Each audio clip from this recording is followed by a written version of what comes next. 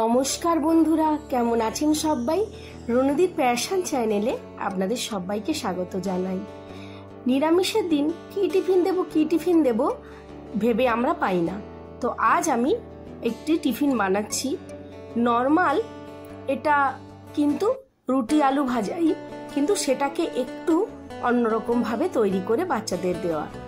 তাহলে দেখবেন বাচ্চারা কিন্তু নর্মাল রুটি আলু ভাজা দিলে খেতে চাইবে না, কিন্তু এইরকম ভাবে যদি আপনারা বানিয়ে দেন তাহলে প্রত্যেক দিন দেখবেন টিফিন বক্স খালি হয়ে বাড়ি আসবে। তো সবার আগে দুটো মাঝারি সাইজের আলু আমি খুব ভালো করে ধুয়ে খোসা ছাড়িয়ে ঝিরিঝিরি করে কেটে নেব। আলুগুলোকে যেরকম ভাজার আলু কাটেন সেরকম ভাজার আলুর মতোই কাটা হবে, কারণ এটা আলু ভাজাই হবে। দুটো মাঝারি সাইজের আলু আমি নিয়ে নিয়েছি। আমি এখানে 2 কাপ আটার রোল বানাবো। আলুগুলোকে আমি ঝিরিঝিরি করে কেটে নিলাম। আমার দুটো আলু কাটা হয়ে গেছে। এবার আমি আলুগুলোকে একটা বাটির মধ্যে তুলে খুব ভালোভাবে ধুয়ে নেব। এরপর আমি 2 কাপ মতো আটা নিয়ে নেব। নর্মাল যেমন আমরা রুটি বানাই সেরকমই কিন্তু এটা হবে। স্বাদ মতো লবণ দিয়ে দিলাম। এবার লবণ আর আটাটাকে একটু ভালোভাবে মিশিয়ে নিয়ে অল্প অল্প করে জল দিয়ে একটা সফট ডো তৈরি করে নিতে হবে। আটা মাখাটা এমনভাবে মাখবেন যেন খুব শক্তও না হয়, আবার একদম খুব নরমও না হয়ে যায়। একটা সুন্দর সফট ডো তৈরি করে নিতে হবে। খুব ভালোভাবে আটাটাকে আমি একটু সময় নিয়ে মেখে নেব। এরপর একটা ঢাকনা ঢেকে মোটামুটি 10 থেকে 15 মিনিটের মতো ঢেকে রেখে দেব, যাতে আটাটা খুব ভালোভাবে সেট হয়ে যায়। আটাটাকে দেখুন এই রকম নরম করে কিন্তু মেখে নিতে হবে। আর ঢাকনা দিয়ে ঢেকে আটাটা সেট হওয়া পর্যন্ত 10 থেকে 15 মিনিট রেখে দেবেন। এরপর যেই আলুটা আমি কেটে রেখেছিলাম সেটা ভেজে নেব। প্রথমে গ্যাসে আমি একটি কড়াই বসিয়ে দিলাম। কড়াইটাকে খুব ভালোভাবে গরম করে নেওয়ার পরে এখানে 2 টেবিল স্পুন মতো সর্ষের তেল দিয়ে দিলাম।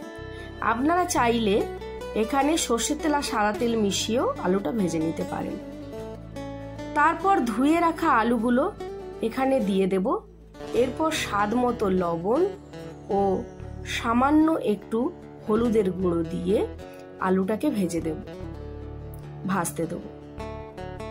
যদি আপনারা নর্মাল রুটি আলু ভাজা বাচ্চাদের টিফিনে দেন তাহলে দেখবেন একদিনও ওরা খাবে না, ওরা নিয়ে বাড়ি চলে আসবে। কারণ আগেকার দিনে আমরা রুটি আলু ভাজা খেতে ভালোবাসতাম, কিন্তু এখনকার বাচ্চারা একটু যদি তৈরিপদ করে টিফিনটা না দেন ওরা কিন্তু খেতে চায় না। তো ঢেকে একটু সময় নিয়ে মোটামুটি 10 থেকে 15 মিনিটের মতো টাইম নিয়ে আলুটাকে ভেজে তুলে নেব। আলুটাকে একটু লাল লাল করে ভেজে নেব। দেখুন আলুটা আমার সেদ্ধ হয়ে গেছে, কিন্তু এখনো লাল লাল করে ভাজা হয়নি, তাই আলুটা একটু লাল লাল করে আমি ভেজে নেব। আমার আলু ভাজাটা মোটামুটি রেডি হয়ে গেছে। এবার একটি পাত্রে আমি সেই আলু ভাজাটা তুলে নেব। ঠিক এরকম লাল লাল করে ভেজে নেবেন। এরপর আমি বাটিতে আলু ভাজাটা তুলে নিয়েছি। আর যে আটাটা আমি মেখে রেখেছিলাম সেই আটাটা প্রায় 10 থেকে 15 মিনিট হয়ে গেছে। এদিকে আমার আলুটাও ভাজা হয়ে গেছে আর আটাটা খুব সুন্দর সেটও হয়ে গেছে। এই রকম সফট একটা আটা মাখা করে নেবেন। এবার ছোট্ট ছোট্ট লেচি কেটে নেবেন। নর্মাল যেরকম রুটির সাইজ হয় ঠিক সেই রকম সাইজের লেচি কিন্তু কেটে নেবেন।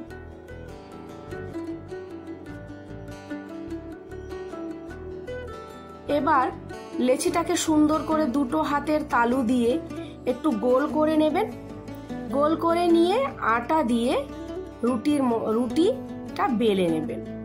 আপনারা সবাই এই পদ্ধতিটা জানেন, তবু আমি যেহেতু পুরো দেখাতে হবে তাই পুরো আপনাদের প্রথম থেকে ভালো করে দেখিয়ে দিচ্ছি।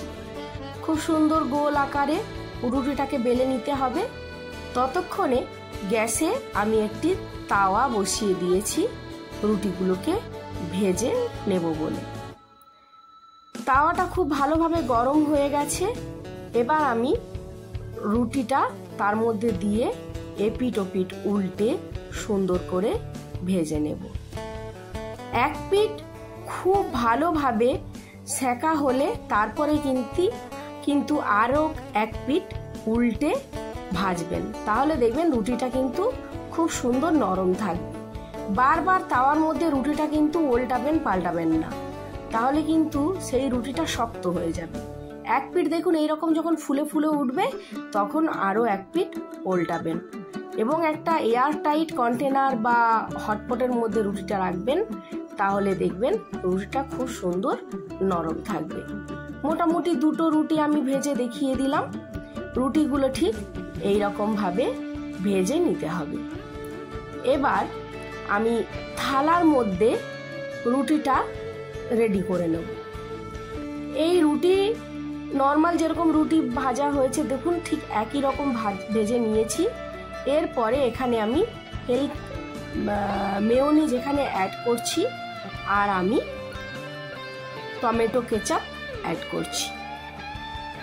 মেয়োনিজ আর টমেটো কেচাপটাকে খুব ভালোভাবে মিশিয়ে নিয়ে একটু টাইম নিয়ে পুরো রুটিটার মধ্যে কিন্তু ভালোভাবে মাখিয়ে নেবেন। দেখবেন নর্মাল রুটি আলু ভাজা দিলে বাচ্চারা কিন্তু একদম খাবে না, বাড়ি নিয়ে চলে আসবে। কিন্তু যদি রুটিটাকে আপনি এইভাবে বাচ্চাদের দেন তাহলে দেখবেন এই পদ্ধতিতে দিলে বাচ্চারা রোজ টিফিন বক্স খালি করে আসবে আর বলবে মা আমাকে রুটির রোল বানিয়ে দাও। এটাকে আমি নাম দিয়েছি রুটির রোল। এরপর ভেজে রাখা আলুগুলো মাঝ বরাবর আমি অল্প অল্প করে সুন্দর করে দিয়ে দেব। যদি নিরামিষের দিন না হয় সেই ক্ষেত্রে আপনারা একটু পেঁয়াজ কুচি, একটু শসা কুচি, একটু গাজর কুচি এগুলোও দিতে পারেন।